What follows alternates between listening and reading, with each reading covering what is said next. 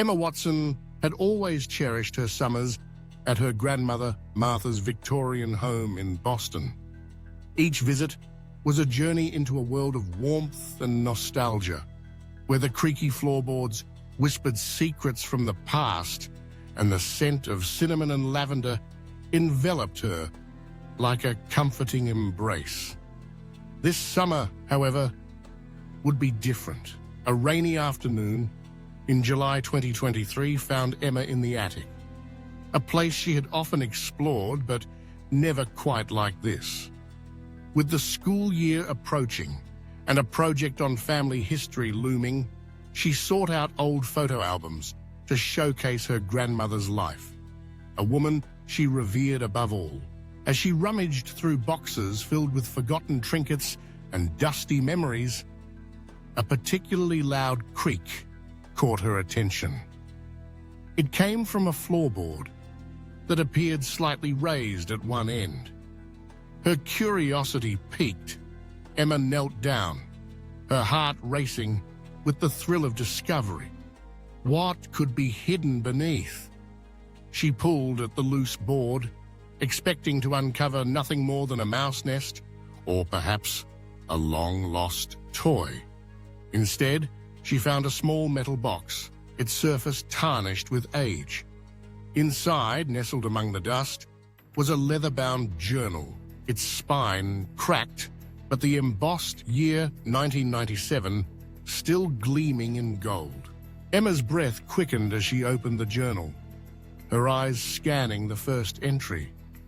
The writer described a massive score, $10 million stolen from the Aldridge family, a name that sent a shiver down her spine.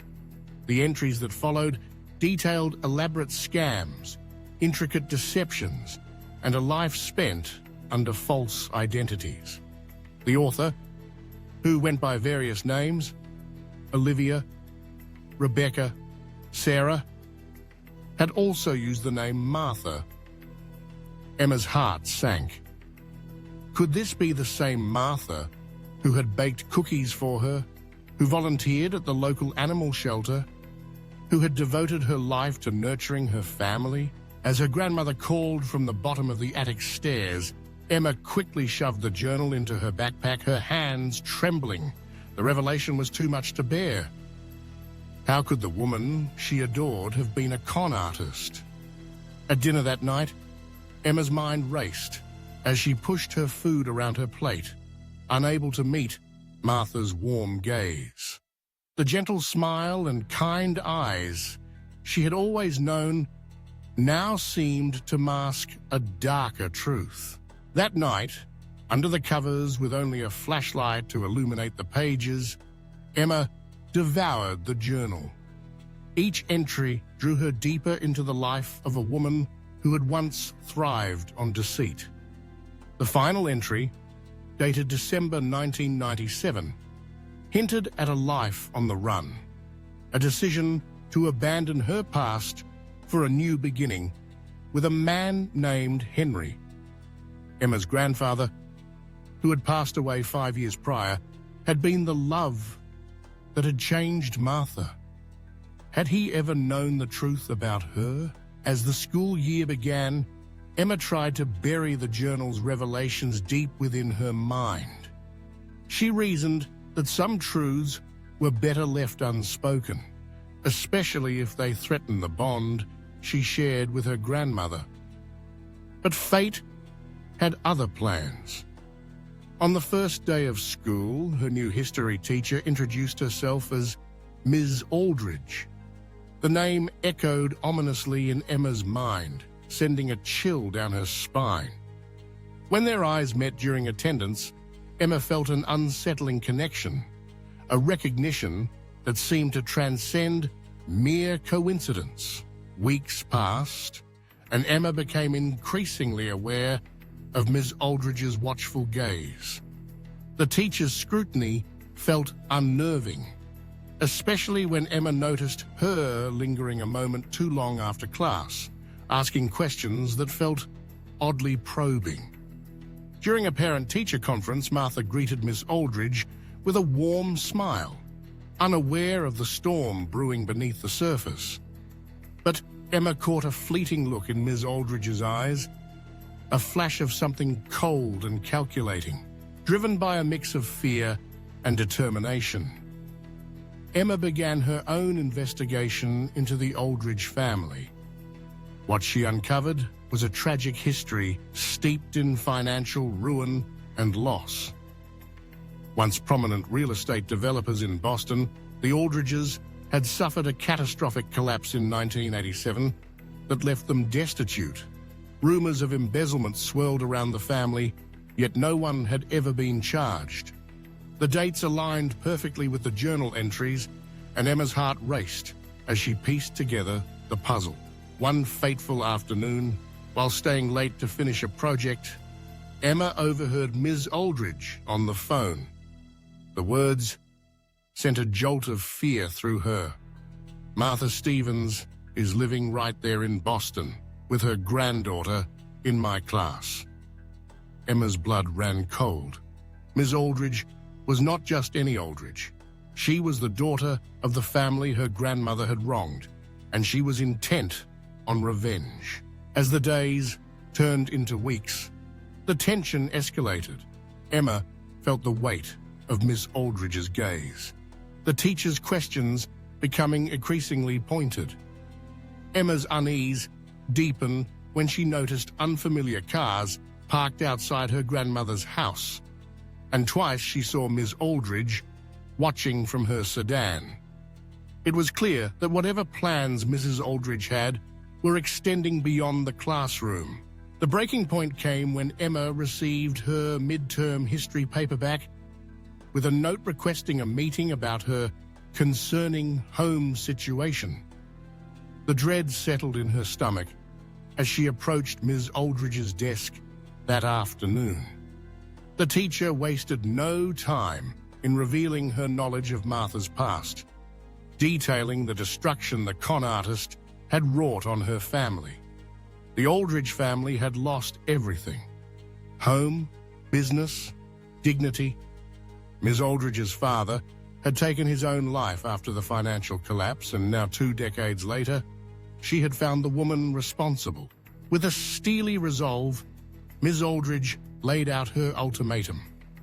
Emma could help gather evidence against Martha, or she would go directly to the police. The threat hung in the air, and Emma felt trapped, her heart pounding in her chest. She agreed to help, buying time while she frantically searched for a way out of this nightmare. That night, sleep eluded Emma as she wrestled with the weight of her decision.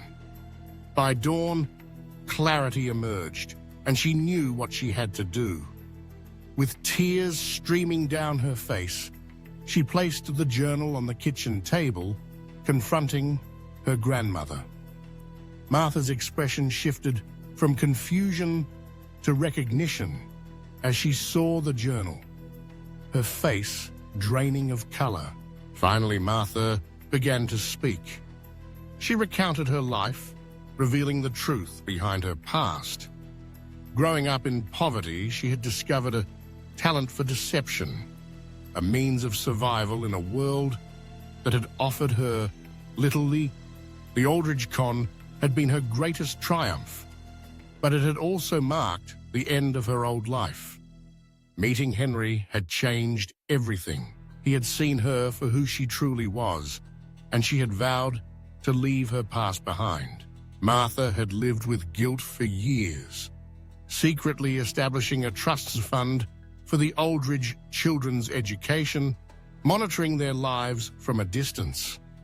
She had never realized the depth of hatred that had taken root in Catherine Aldridge's heart. That night, they devised a plan. Martha would face her past on her own terms. Emma arranged a meeting between her grandmother and Miss Aldridge at a quiet cafe.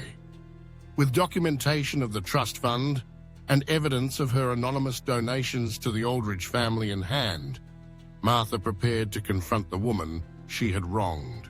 The meeting was fraught with tension. Catherine Aldridge had spent her life hunting the shadow of the woman who had destroyed her family, only to discover that the villain had been trying to make amends. Martha offered no excuses, only the deed to her home, the Victorian that had sheltered Emma every summer. Emma, feeling the weight of the moment, spoke up.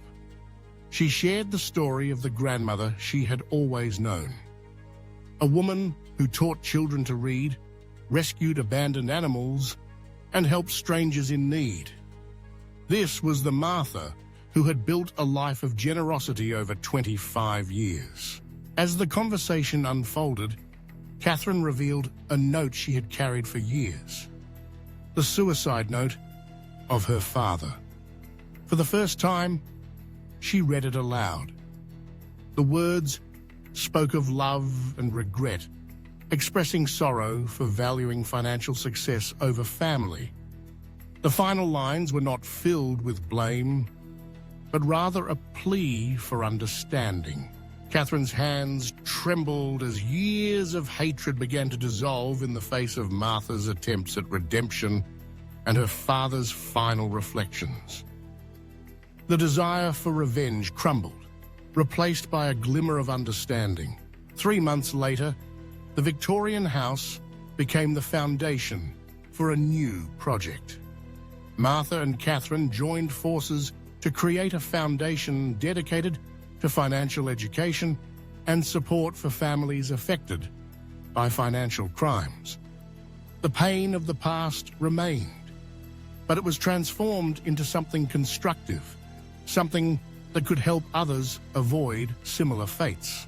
For Emma, the discovery of her grandmother's past had shattered her innocence, but it had also sparked a deeper understanding of the complexities of human nature.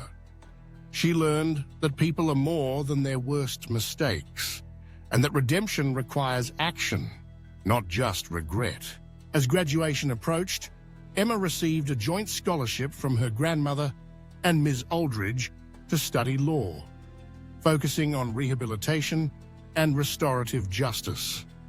Two women who had once been predator and prey had forged an alliance, united in their commitment to transforming lives. The greatest lesson Emma learned was not found in textbooks or hidden journals, but was etched in the remarkable journey of two women who proved that even the deepest wounds could heal.